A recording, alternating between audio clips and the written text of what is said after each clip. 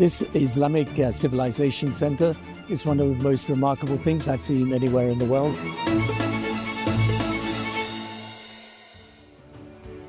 In a single year, the Center of Islamic Civilization in Uzbekistan has been visited by presidents, the Director General of UNESCO, special envoys and former prime ministers, and on a busy day, over 5,000 members of the public.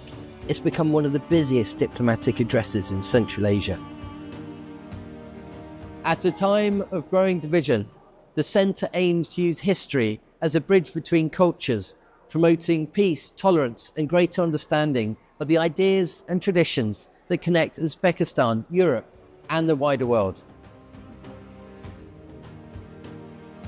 It's a project on an extraordinary scale, and to those who study Islamic heritage for a living, an extraordinary idea. We are talking about a grant project, very unique one, that brings together all these threads of the Islamic civilization throughout the ages. So yes, it's a grant project, it's a unique one, it's a very important one. It carries within itself many aspects, starting from beauty, construction, message, ideas, and therefore it is such an important project. I would call it probably one of those capital, investments and projects for the whole Uzbekistan. It is not just the building. Buildings in some ways are easier to construct. It is the idea behind the building, which I think is most astonishing and very, very important. A great contribution to this country, to the region, and indeed to world civilization. The idea took shape in 2017 when Uzbekistan's president stood at the United Nations and argued that the answer to ignorance and Islamophobia was not slogans, but enlightenment.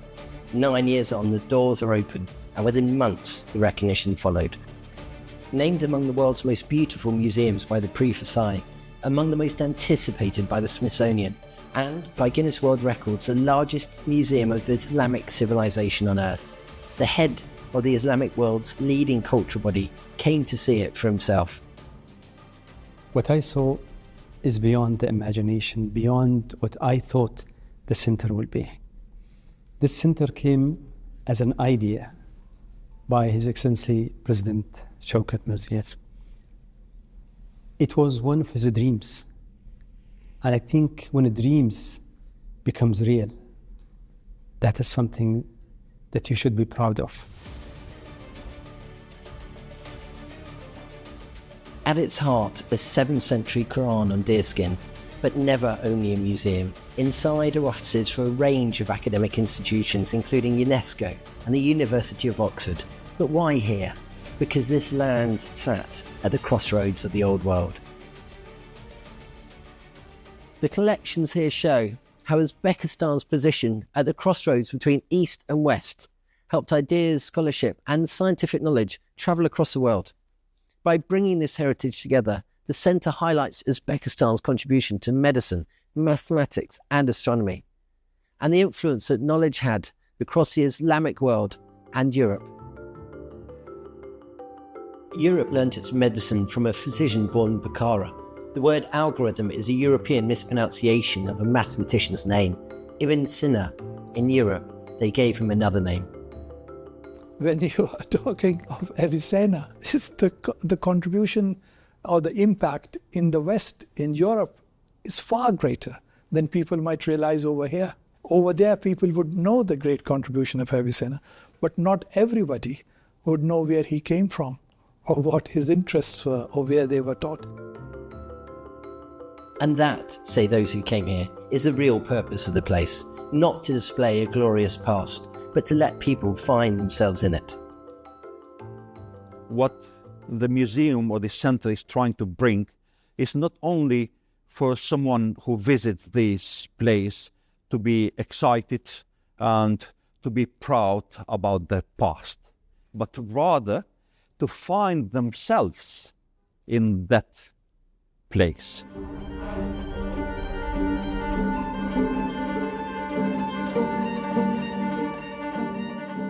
The centre has made itself a meeting point. This year it held the first international forum, drawing more than 400 scholars and religious leaders from over 50 countries under a single theme: the path to peace, tolerance and enlightenment.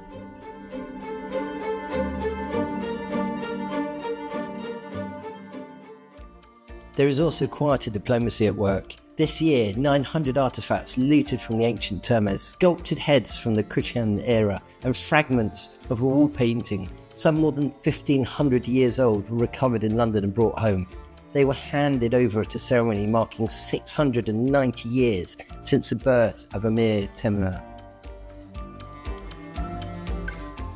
The message is a lot to do with the historical memory and might serve as a message for more and more such artifacts to head back to their home country. I love the fact that the centres work with Oxford and Cambridge and the close connection that the UK has, because some of the artefacts that are here were in the UK and are now where they should be, which is here. And I hope that's a sign not of the past, but of the future between our two countries. So what is it for? 60% of Uzbekistan is under 35. They are who the argument is aimed at. It is so important, particularly in the world today, where there is a tendency to deny the past. In some quarters, in other parts of the world, where people think as if, everything was contributed only by themselves, not by others. To be reminded that, human civilization is something to which all people have contributed and to which all people can make a contribution in the future. None of it happens quickly, and Professor Nizami is the first to say so. But I think it is also very important to remember that these are processes. You should not push the pace of things. What has not happened for centuries cannot happen within a year or within 2 years. But unless you start it, it will never happen. Forget where you came from, he says, and you lose more than a history.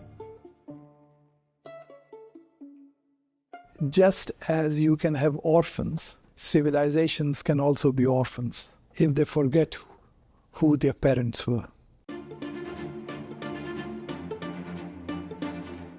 This place remembers. The scholars are arriving, the delegations are coming, the doors are open. In a world that has forgotten how to talk to itself, Uzbekistan has built somewhere to start.